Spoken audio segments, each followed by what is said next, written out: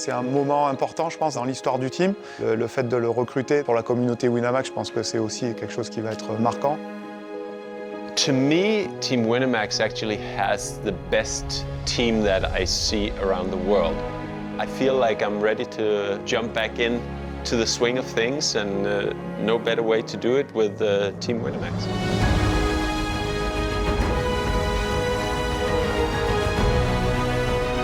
Hopefully I can create some surprises and beat all the no limit hold'em specialists.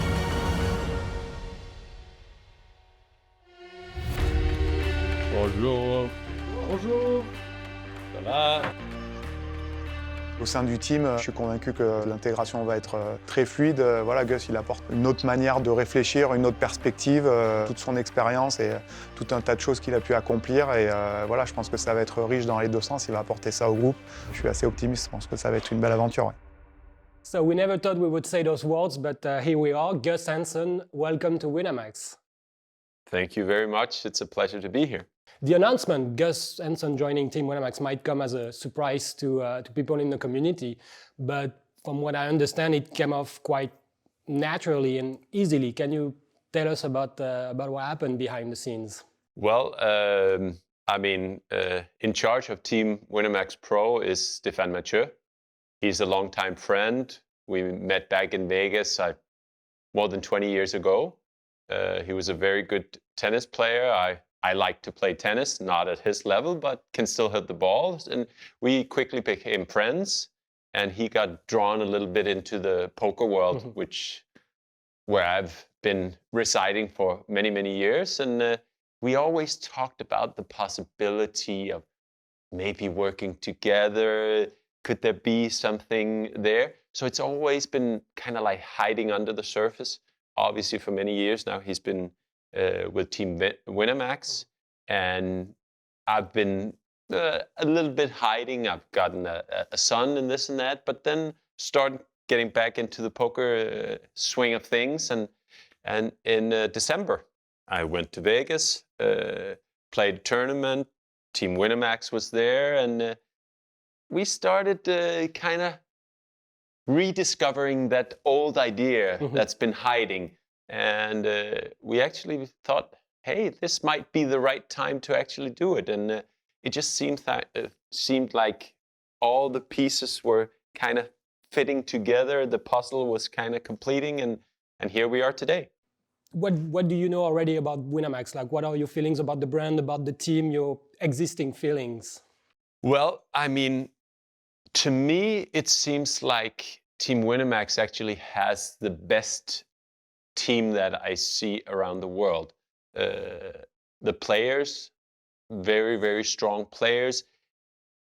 Them working together, it feels like a team where maybe some other time I obviously have been with another site back in the Full Tilt days. It was Team Full Tilt Pro, but it was more individuals put together as a team, but it was still individuals. Here I feel it's like a team. They're working together, they're sparring together, they talk about ideas, which is very important to develop your game at the poker table. So it feels like a team, it feels like a community. So I'm actually happy that I can join what I consider the best team in poker. Let's talk about expectations. What do you think you can bring to Winamax, and what are you expecting from Winamax in the coming months? Well, to me, it's actually very exciting to jump back into the water, because like I said, I've been a little bit outside. I'm still playing poker, but kind of low key. So it's very exciting to get back into the swing of things. I played my first tournament in 4 years last December. And even though I didn't have a very good result, I felt like there's something there that I haven't kind of looked into for a lot of years, where it's just strictly been playing cash games. So that side of things, I think I can learn a lot from some of the players on Team Winamax. I think I also can bring something, because I still have some nicknames like the Crazy Dane and stuff like that. I think in a different way. I don't go the regular route down Avenue A. I usually try the F and the G and the Z and all those kind of things. So I think differently. I think I make people think, look from a different perspective, and I can learn some basic things maybe from some of the top players in the team. And as I said, there's a lot of top players in that team. I also think there's a secret reason. You love playing racket sports, all kind of racket sports, and right now pretty much everybody in Team Winamax is crazy about paddle.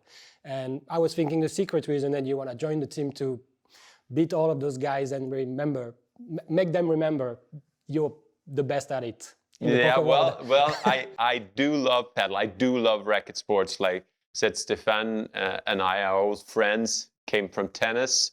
Since then, we've also played squash against each other. We've played paddle with each other. And that is the new black. That is within racket sports. That's paddle, and everybody on the team plays. I play a lot. So it's going to be interesting to see who takes the top spot in the paddle ranking on Team Winamax. Right. Looking forward to that. Let's talk about your career, if that's okay with you. I have a few questions about how you came up in the poker ranks. When you first made a name for yourself, early 2000, right away you made a difference with your style of play. You were very aggressive for the time, and your style of play allowed you to get quick results. And actually, we looked, your first 10 recorded live results have 5 final tables and 3 victories, which is, I think it's crazy. Do you consider yourself a precursor of what No Limit Hold'em ended up becoming? A game with less pre-flop limping, more aggression, and wider ranges? I think I definitely played a role in the development. I actually credit another friend of mine, Huxeed. He won the World Championship, I think it was in '96. That was the first year I played the World Series, a main event. There was 301 players, and I think ranking-wise, I might have been 301. I had absolutely no chance, no clue what was going on. But luckily, I had 10% of Huxeed, who ended up winning the tournament. And I got knocked out on day 1, which was only fair, and I spent the rest of the tournament on the sideline watching Huxeed. And that actually gave me a lot of ideas from, okay, that's a way to proceed. Okay, you can also do that. And learned a lot. And I think from that on, that was the first time I was kind of watching poker, trying to see, okay, does that work for me? Does that not work for me? How? And I kind of developed on that, and that kind of became my playing style. So part of it actually comes from Huxeed, because he played that very aggressive, that tournament when he won the World Series. So I started doing that, started seeing things in a different light and saying, oh, hey, if they decide to fold every time when I open in first position, I'm going to open in first position. Not too often, so they know, so they're aware of it, but again, so things like that. And obviously, the fact that back in 2002, 3, 4, 5, it became a TV sport, a TV mind game. So people looked at it in this. So obviously, since I was, should we say, a star back in those days, then people kind of look, okay, he won a tournament. He won another tournament. Let's look, what is he doing? Okay, he's doing crazy stuff. Let's do crazy stuff. And then obviously, throughout the time, I think in 2008, I wasn't even aggressive anymore. People were so insanely aggressive. And then with the computer learning and so on, people kind of found a place. So I think I was in the beginning kind of making people aware you don't need an ace-king to play in No Limit Hold'em. You can also play different holdings. But let's talk about that label people stuck on you, crazy gambling maniac, let's say. It was hard to remove this label, right? And did you have to suffer consequences from that image you created? That image is still going very, very strong. I think there's a saying in English, first impressions last. Sadly, and I think that's very true. In many cases, it is actually true. And in many cases, people are just stuck on that idea. I think it actually, after I wrote the book from the Aussie Millions tournament, Chaque membre in French, I would sit at the table at a poker tournament, and they would, no matter who was there, nobody would ever think I had a hand better than 7-5 offsuit. Because all of those people had read the book. Not all of them, but it was just a general, maybe from TV, maybe from reading the book, nobody would ever think I had anything. Mm-hmm. So I actually had to completely change, because if they're calling all the time, why not play tight? So I actually started a trend. Every time I sat down at a tournament, I would sit down at the table and say, well, I just want you to know I'm the tightest player at the table. Everybody would laugh and say, okay, he's still insanely crazy. And I was the tightest player at the table, but they didn't care. They still treated me like I could never have a hand. So are you repeating this announcement right on camera? Guys, in the next few months, I'm going to be the tightest player at the table? Every tournament I sit down, I'm still going to say it. Whether I'm going to stick to that or I'm going to change forth and back, we'll see about that. All right. You mentioned you've been away from the poker scene for a few years. Your last recorded live result goes back to 2019, and then before that it was 2014. We know you kept on playing some cash games once in a while, like Bobby's Room during the World Series. But basically, you've been away from the spotlight. Can you tell us how's your life been since then? Well, I know from 14 to 19, where I've recorded just about 0 results. I've been in Vegas for the World Series of Poker every year. But mainly playing the cash game. It's probably been like 50-50 whether I played the main event, whether I didn't play, 50-50 whether I played the 50K Players Championship, mm-hmm. and that would be it. 1 to 2 tournaments a year. So you're not going to make a lot of results if you only enter 1 or 2 tournaments. But I've still been playing the cash games, etc. Then we had the 19, 20, 21, some crazy COVID things came about.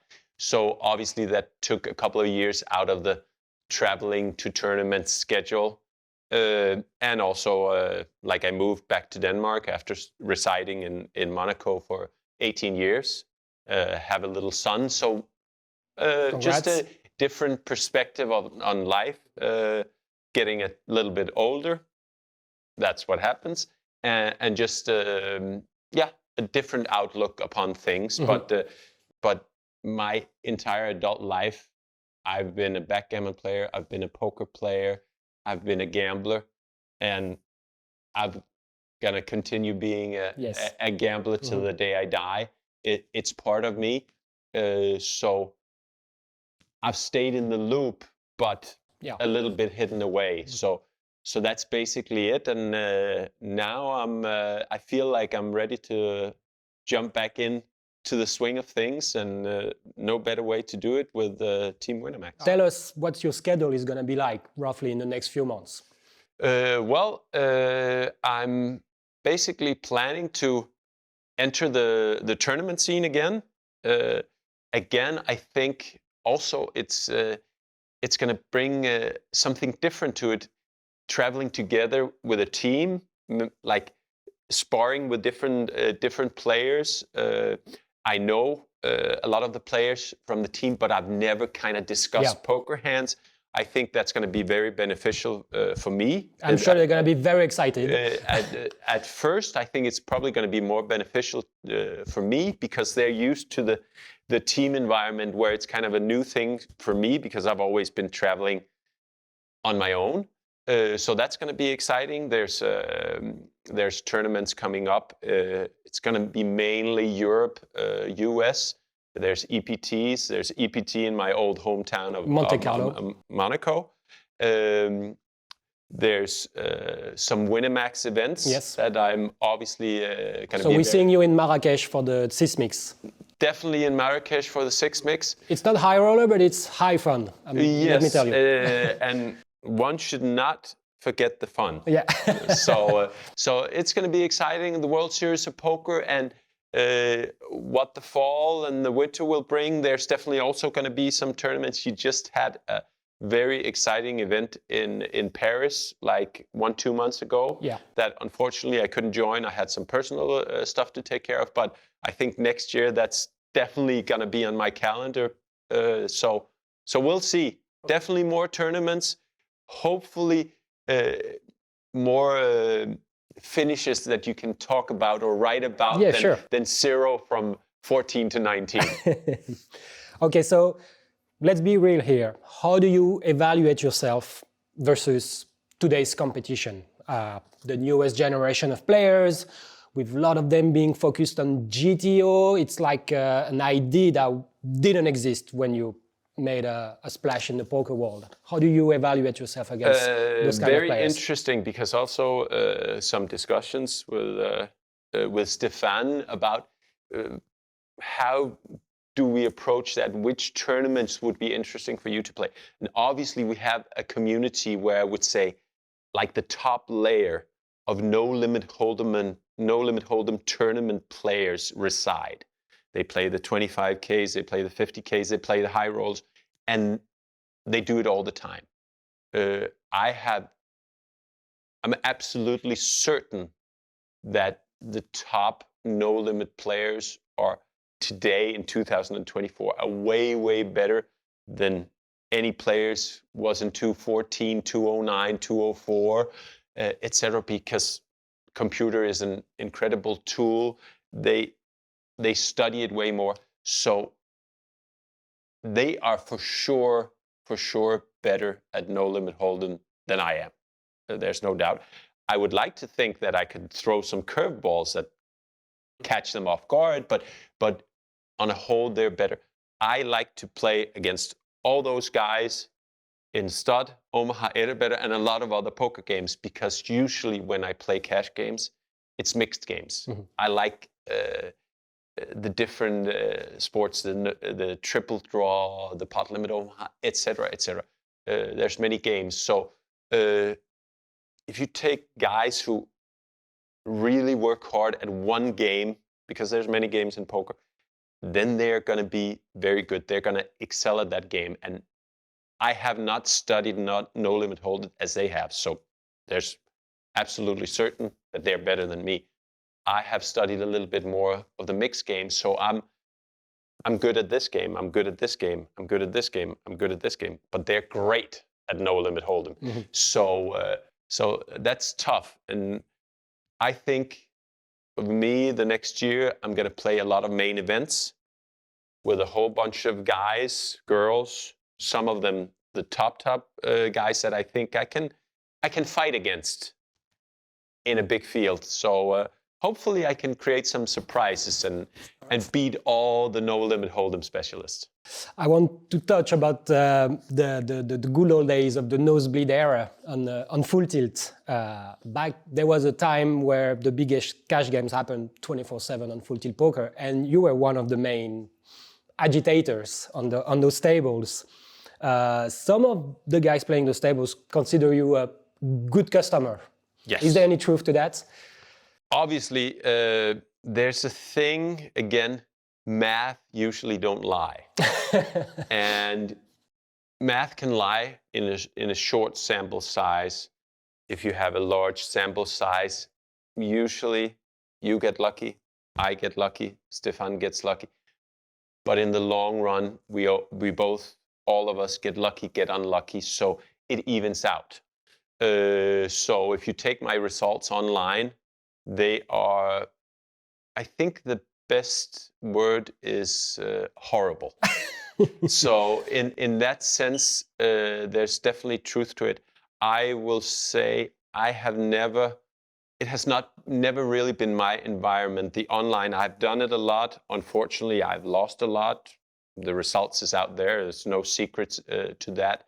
It seems like the speed of the internet contra the live settings where you play one table, you're much more focused. You can actually watch your opponents, how they act, etc. That's more my setting than sitting in front of the computer and just pushing buttons, which in a lot of cases I've done, and you cannot play against the best players in the world just pushing buttons. Play too long hours, where you play against guys who's played 2-3 hours and are super fresh. So I've done a lot of silly things, playing online, not being competitive in the way I feel I am in live settings.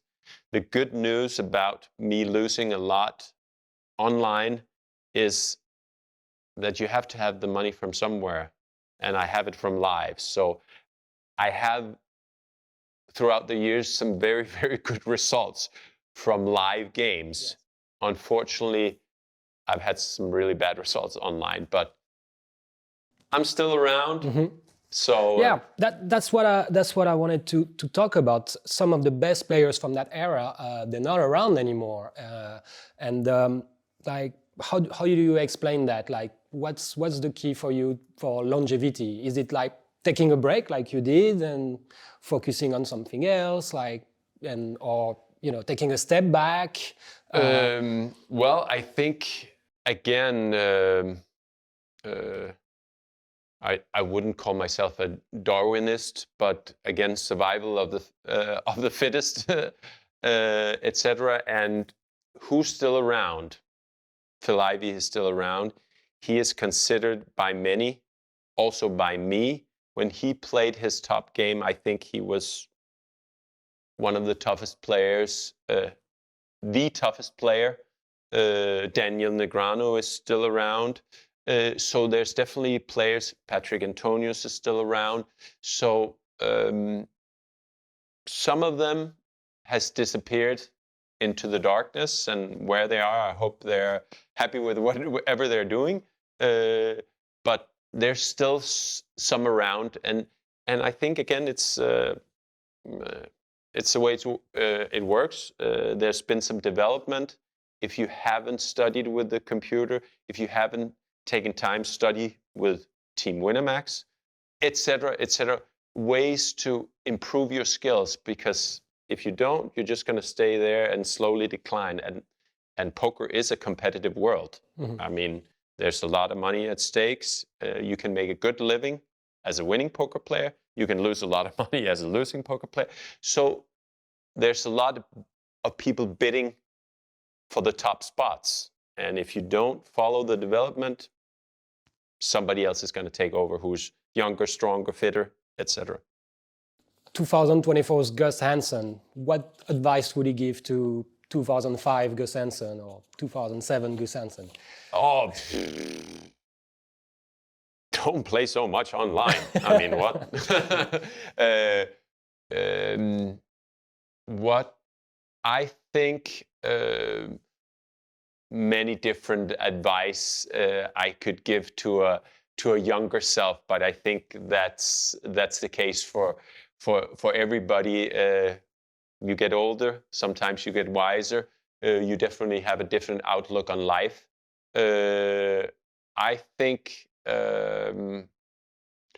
my best advice to a 2005 Gus Hansen is sometimes take a step back, try to look at the poker world, the world you're in, from an outside more objectively, because it's very hard when you're in the midst of things.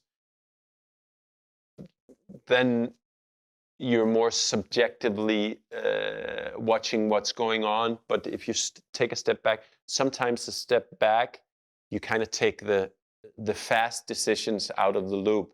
You take your time, etc. I think I would have made more wise decisions had I sometimes just slowed down and said, okay, let's take a week, a month off where we do something else, and just try in that time, think, okay, what's your approach to this? What's your approach to that? So I think as a whole, if I had one advice, that's what I would say.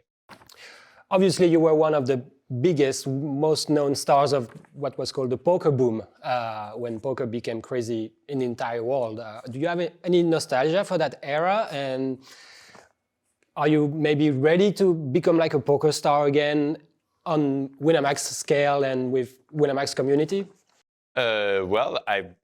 It's always fun to be a star. It's always fun to do well in tournaments. It's always fun to do well in your profession. And poker is my profession. So obviously I have some fond memories of back in 2004, 2005, winning tournaments. But also one thing I have noticed, I haven't followed so many tournaments. I haven't played so many tournaments lately.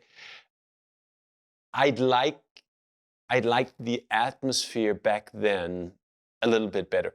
It was a little more joking. You were actually allowed to talk at the table. You're still allowed to talk at the table, but sometimes I feel you have 8 statues sitting at the table. There's no signs of life other than when they look at their cards and maybe push out some chips.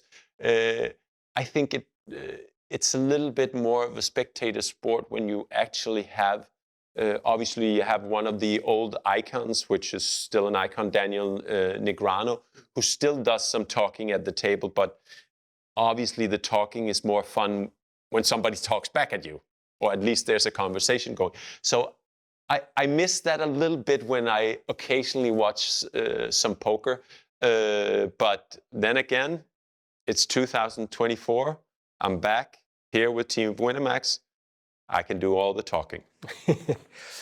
We're going to finish off with a few selected stories that you are famous for, but maybe we would also like to know whether they are like completely true or maybe a bit fabricated, you know? Okay. Like one of our favorites, it goes back to 2007. Apparently, you decided not to show up for day 2 of a high roller at the EPT Monte Carlo because you were too busy playing backgammon for huge amount of money, 7 figures. Any truth to that? Can you elaborate? That is 100% true. All right. We had a game. I think it was a 25K buy-in starting on Thursday. I had a so-so day 1. I survived. I had a double starting stack, which was a small stack, but still equivalent to a 50,000 buy-in. But I was in a very big backgammon game with a Russian player. And let's just say things were going my way. So I had a decision whether to continue, which was at the moment very lucrative, and forfeit my my 50,000 yes. in the tournament, or stop the game and go to the tournament. And it seemed like a pretty easy decision. If you look at strictly on money, it was an easy decision to stay in that game. So it was one of my good decisions. Okay, all right. So that is 100% true. Okay. 2007 again, you won the OC Millions, and obviously everybody noticed you were talking to a tape recorder between hands, and doing this provided you the material to write your best-selling book, Every Hand Revealed. What we would like to know is, did you have to use the tape recorder for like 10 tournaments in a row that you blanked, or did you get lucky on that very first OC Millions? What was the process? It's a good story if I got lucky on the first one. I'm pretty sure because I like numbers. I like to count here, there, everywhere. I see numbers. And that was my 8th tournament. I think I started out the year before, or I know I started out the year before in the World Series, played a couple of tournaments, played some WPTs in the fall, and then the Aussie Millions. So I'm quite certain it was the 8th try, but considering that most of the fields are 600, 700, 800 players, 1 in 8 is not bad at all. It is not bad at all. You might have heard of that show Winamax is producing, Inside the Mind of a Pro. We mentioned it. We could consider your book the precursor, like in a literary way, to what the show is doing. Is that something you would be interested in taking part in your future? Obviously, I have discussed dans la tête some which is the series, which is the live version of the same idea that originally came from the book. So obviously that's a very interesting idea, and I would love to be part of it. I would definitely love the fact that if we do Dans la tête Gus Hansen, that I would win the 8th tournament that I play. I think that would be a very good deal. I'll take that deal right away. Okay, all right. Thank you so much, Gus.